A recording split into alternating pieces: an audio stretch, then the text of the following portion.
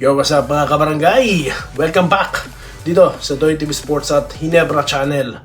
Okay, may sasagutin po tayo dito sa ating content na may pinamagatang quarterfinals preview. Barangay Hinebra versus Converge. Ang tanong nila, kaya daw bang talunin ng Hinebra ang Converge? Ano ba naman tanong yan? Wala pong kalatoy-latoy na tanong yan. Okay, bakit ko nasabi yan? Sa pagkapatuloy malalaman nyo. At makapashoutout of course. Bago po yan, magpapasalamat muna ako sa inyo mga solid subscribers. Sa mga hindi pa po nagsasubscribe, lalo na kung taga-barangay ka, taga dito ka, ba't hindi ka nagsasubscribe? Mag-subscribe na kayo, alright? Yung mga ayaw ng fake news, mag-subscribe na rin kayo, alright? So okay, dito na tayo guys sa ating gustong pag-usapan muna. Na may tanong sila, kaya daw bang talunin ng Hinebra ang Converge? Ano ba ng klaseng tanong yan? Alam nyo mga boss, ang sitwasyon kasi ngayon, bakit pa may ganyan tanong? Kasi nga, meron twice to beat advantage itong Converge. Kasi nga, yung format po ng PBA is paramihan ng panalo. Kung sinong pinakamaraming panalo, okay, pinakamalaking namang ikaw ang may karapatan makakuha ng twice to beat. So anong mangyayari ngayon?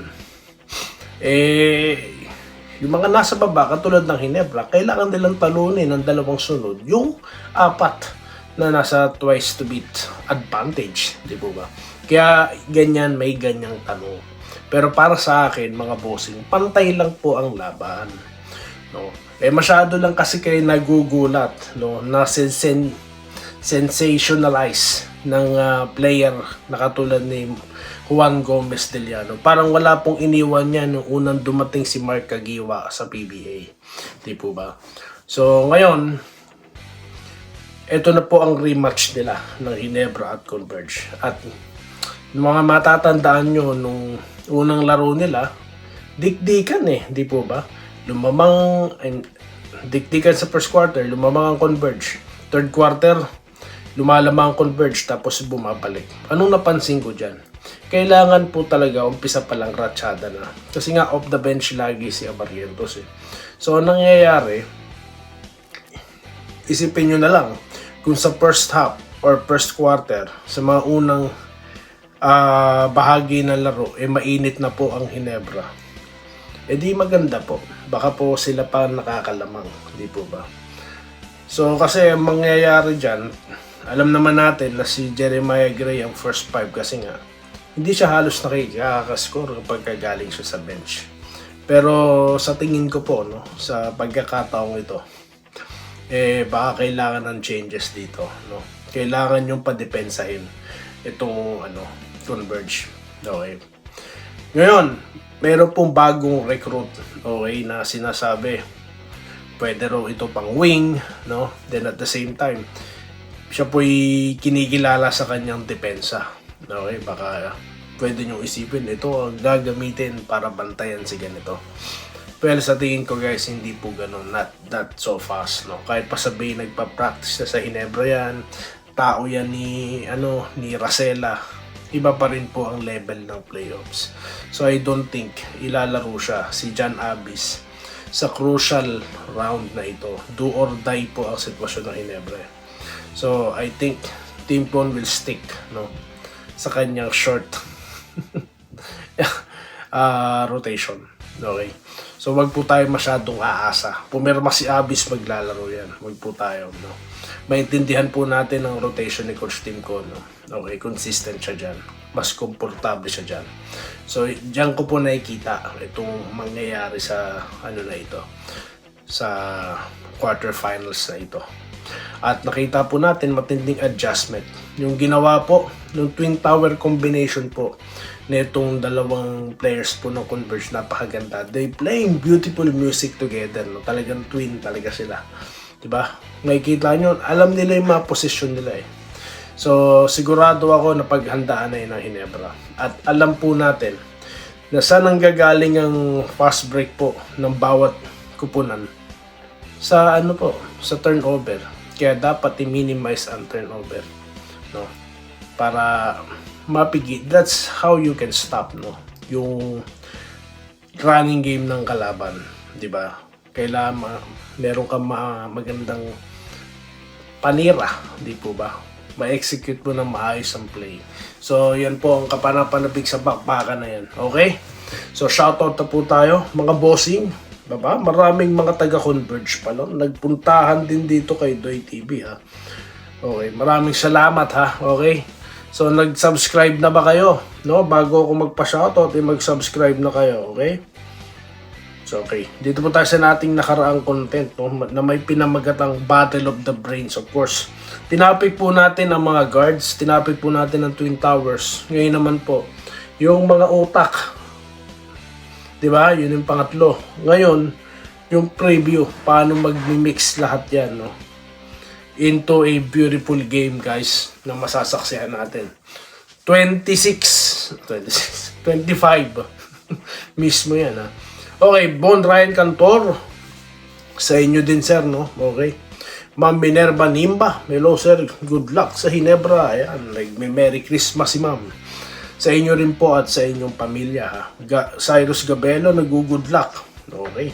Wala pong sana-sana dito sa Doy TV Sports, Hinebra Channel. Hindi po ako naniniwala, no, na ang Hinebra kailangan ng word na sana, no?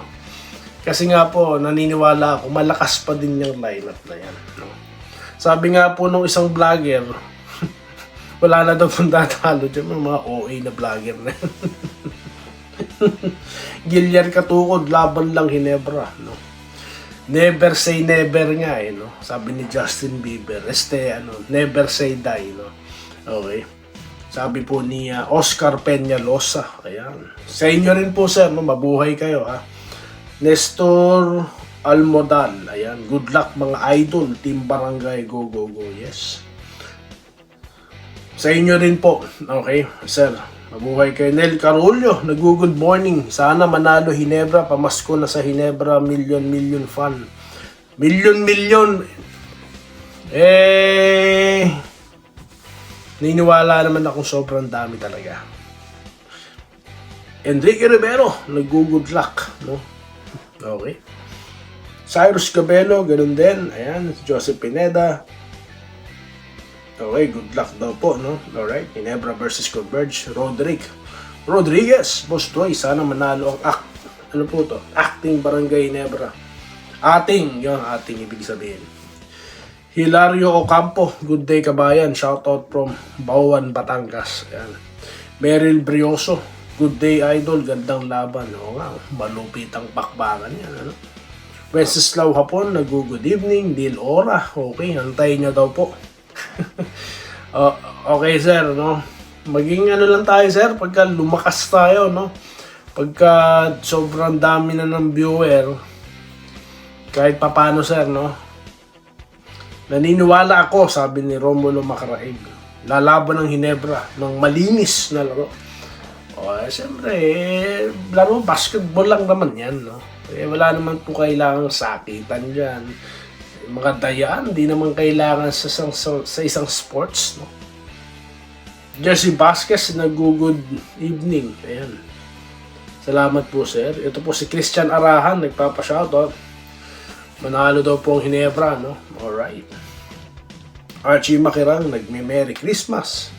Sa inyo rin po. Ramil Raymundo, nag-good morning. Sa inyo rin po, sir.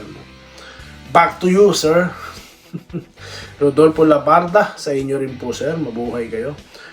Ayan. Shoutout po, ha, kay Nestor Almodal. Okay. Sana raw po mag-champion.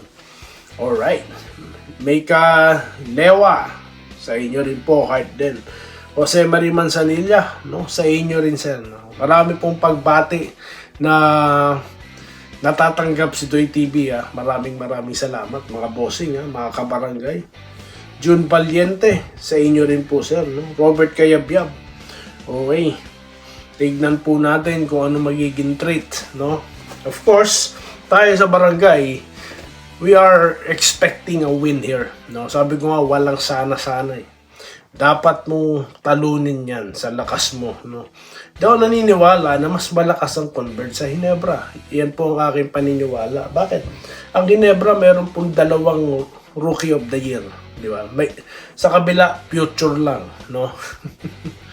O sige, meron silang MPBL MVP. Meron tayong dyan, Troy Rosario. Meron dyan Arana, meron dyan Aguilar. Gilas veteran.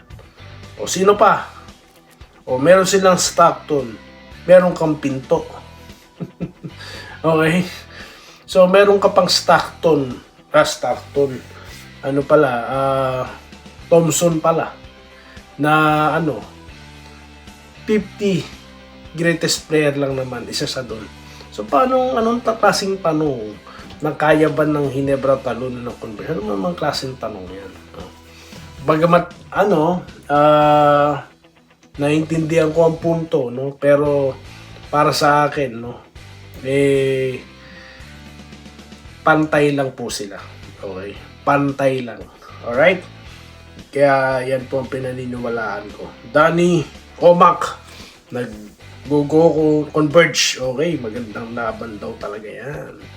Gloria Somok, good luck daw po sa Ginebra.